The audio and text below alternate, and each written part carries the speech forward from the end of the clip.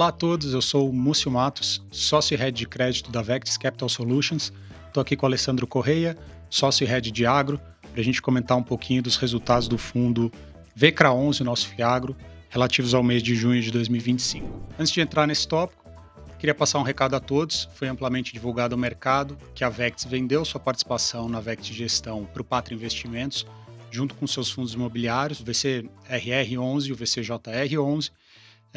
Porém, o Fiagro continua sob a gestão da Vex, né, sobre a sua nova gestora denominada Vex Capital Solutions, juntamente com a equipe de gestão e os sócios que permanecem na companhia. Então, a gente queria assegurar aos nossos cotistas a continuidade do nosso trabalho aqui na Vex e da gestão desse fundo de investimento. Entrando um pouquinho no VCRA, né, Alessandro, a gente voltou para um patamar próximo ao histórico aí do pagamento de dividendos, né, depois da queda pontual que a gente teve no mês anterior. A gente distribuiu 0,90 por cota. Se puder comentar um pouquinho a respeito desse resultado. Então, Augusto, a gente está voltando, como a gente tinha informado antes, né? A nossa ideia era retomar o patamar regular de dividendos, né? Após aquele evento do mês passado. Esse 0,90 ele equivale a 128% de CDI em relação à cota de fechamento do mês e também 150% de CDI se inclui o gross up de imposto. Em relação à cota de emissão, seria 80% do CDI e com o gross up de imposto 95% do CDI. Lembrando também, como a gente tinha falado já nas nossas cartas anteriores, a gente continua no processo de alocação, do caixa do fundo, né, a gente teve algumas amortizações extraordinárias, os recebimentos que a gente recebeu além do normal, né, do esperado, em função do pré-pagamento de alguns credores, e isso iria afetar marginalmente o nosso rendimento ao longo do tempo, enquanto a gente alocasse o caixa, né. No mês passado, a gente terminou com aproximadamente 17% da posição do fundo, né, do patrimônio do fundo em caixa.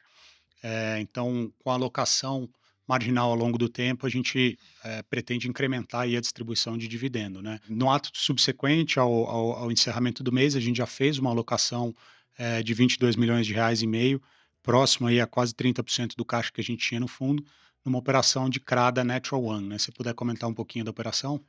A gente esse investimento na Natural One é uma operação CDI mais 2,90, né. A Natural One é uma empresa que vem passando por uma transformação grande, né, acho que todo mundo, a maioria das pessoas deve conhecer o produto Natural One lá na prateleira do supermercado, uma marca super conhecida, com a De presença suco de de suco laranja, de aquelas bebidas laranja. vegetais. Exato. Mas o que animou a gente aí nessa operação foi realmente os recentes eventos, né. Teve um aporte por parte dos acionistas de caixa para readequar a estrutura de capital da empresa. Lembrando que são acionistas de altíssimo nível, né, com Gávea, com Ricardo Emílio de Moraes e com a entrada também da SLP, né, a gente conhece bem o Edson lá também, né. E como que foi essa entrada, né, da SLP, né, ela aportou, eh pomares, ativos biológicos, ou seja, a Naturam passou agora a ser uma empresa verticalmente integrada. E por que isso é bom? Isso é bom porque nessa operação, a Naturam tem um percentual relevante da produção dela através de um contrato de parceria desse ativo biológico foi aportado, mas não tem nenhum custo de produção, fica a cargo do parceiro, que é o próprio acionista. E com isso você melhora muito a base de custos e reduz toda a volatilidade que tem, né, porque, repassar o preço lá no final da ponta, na gôndola, é muito mais difícil, né, e todo mundo sabe que a commodity agrícola, né, ou o suco congelado ou a própria laranja, ela tem uma volatilidade muito maior. Então isso tira a volatilidade tanto pra na parte do pomar quanto na parte do suco. Então tem uma sinergia muito grande em fazer isso. Isso também levou com a empresa a entrar em níveis de endividamento super razoáveis. Então a gente acha que é uma operação que vem agregar naquele item de diversificação, né, de culturas que a gente busca e também é interessante porque também faz parte de uma carteira integrada onde tem menos volatilidade de fluxo de caixa esperado nessa operação. Então acho que é É, daí que a gente decidiu aportar, fazer esse investimento em Natural One. boa. E é uma empresa com uma marca super forte, né? A gente está falando aí de uma empresa com presença em 11 países, né, além do Brasil, com uma forte expansão internacional, então mirando outros mercados, isso deve melhorar a rentabilidade da empresa. É, E o mercado de sucos, vamos dizer assim, que não é aquele suco, o suco in natura, não é o suco, vamos dizer assim, que é aquele que é misturado, né, que é o forte da Natural, que é o suco laranja, que é o suco puro, vamos dizer assim.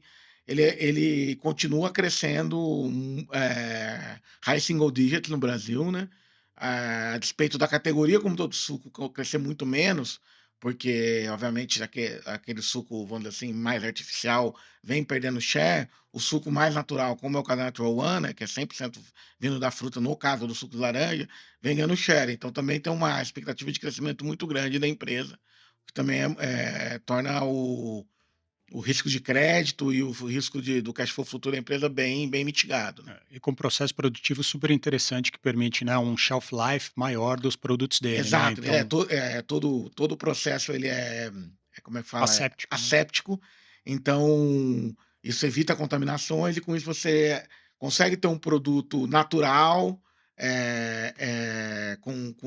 vamos dizer assim, com o frescor do suco, mas ao mesmo tempo você consegue ter um shelf life grande, sem precisar recorrer a outros recursos que normalmente pasteurização, esse tipo de coisa que acaba piorando a qualidade do produto para aumentar o shelf life. Perfeito. Então é bem interessante mesmo. Maravilha. E olhando para frente, a gente também está com um pipeline bastante robusto de novas operações. A gente tem 8 operações em diversos estágios aí de análise para alocação do caixa remanescente. Então, a gente continua olhando operações tanto no mercado primário, como também oportunidades de alocação no mercado secundário, né? A despeito daí da gente já ter comentado nos últimos vídeos que a gente enxerga uma compressão de spread muito grande, a gente tem conseguido aí aos poucos achar boas oportunidades de nicho dentro desse mercado, né, Alessandro? A gente tem acho que a expectativa de alocação tem sido boa, a gente tem aí uma operação prestes a fazer o desembolso, outras operações já em estágio avançado, como você disse, nesse total de 8,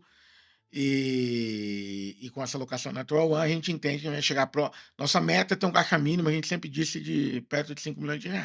Obviamente o portfólio é reciclado, então a gente tem que gerar um pipeline muito maior que esse.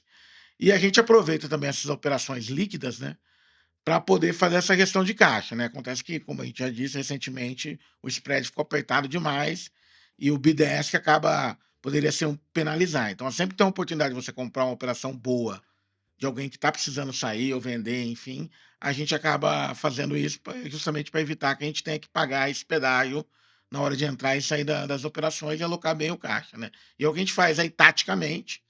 Obviamente, dos mais 50 milhões de caixa que a gente tem, não deve ser o grosso, que a gente vai alocar na margem. Eu diria, no máximo, uns 10 milhões seria, né, nesse tipo de operação de mercado ainda, pelo que a gente está vendo esse prédio hoje. Mas, enfim, a expectativa é que todo o caixa seja suprido a necessidade de alocação seja suprida pelo pipeline que a gente já tem na mão, né. E continuamos ativamente buscar novas operações, porque a gente sempre precisa estar com o pipeline na frente Do nosso caixa do disponível, nosso né? caixa disponível, porque tem operação que obviamente a gente acaba decidindo fazer menor, ou que acaba por algum motivo ou outro chega na reta final ali, a gente decide não fazer, ou pode vir algum pré-pagamento que a gente não está esperando, né, isso em geral uma disfuncionalidade da empresa, ela acaba não avisando, ela sempre te avisa que vai para pagar e pagar multa, enfim, então por isso que a gente está correndo aí com pipeline, apesar de já ter 8 operações em estudo. É isso. Passando para a atualização da carteira um pouco, em relação a grupo APR Nortagro, a gente não teve muitas novidades. No grupo APR, a gente continua acompanhando aqui os processos judiciais de reintegração de posse. Nós esperamos que a gente tenha evoluções aí até o final do ano. Porém, acho que tudo que né, o que vale ressaltar aqui é que todas as medidas que a gente poderia ter tomado, a gente já tomou, então a gente está realmente no aguardo do andamento dos processos judiciais. Em relação ao Nortagro, da mesma forma, nós continuamos no processo de consolidação da fazenda, passado o stay period, né, que a gente comentou aqui em alguns vídeos antigos, e também esperamos que a gente tenha novidades aí em breve.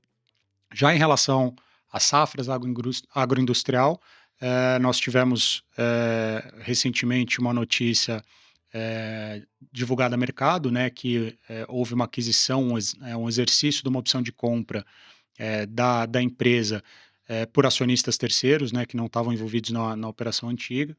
A gente está avaliando os desdobramentos disso junto com a empresa e com os assessores, e assim que a gente tiver mais novidades, a gente vai publicar aqui também nos nossos canais oficiais de comunicação.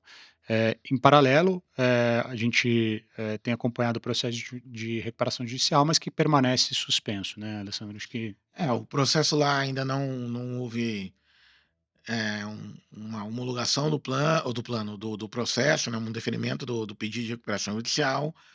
Eu acho que esse componente novo trazido pela notícia de ontem aí, né, quer dizer, a gente tá gravando esse vídeo, no dia 8 de julho, né, então foi uma notícia do dia 7 de julho, eh, de 2025.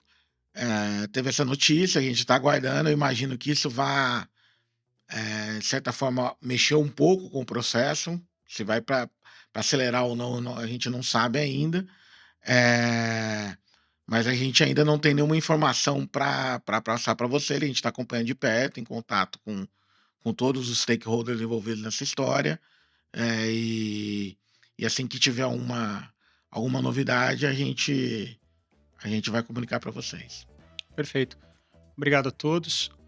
Continuem acompanhando a gente nas redes sociais da Vectis Capital Solutions e dúvidas, fiquem à vontade para entrar em contato com o nosso canal de RI. Muito obrigado e bons investimentos.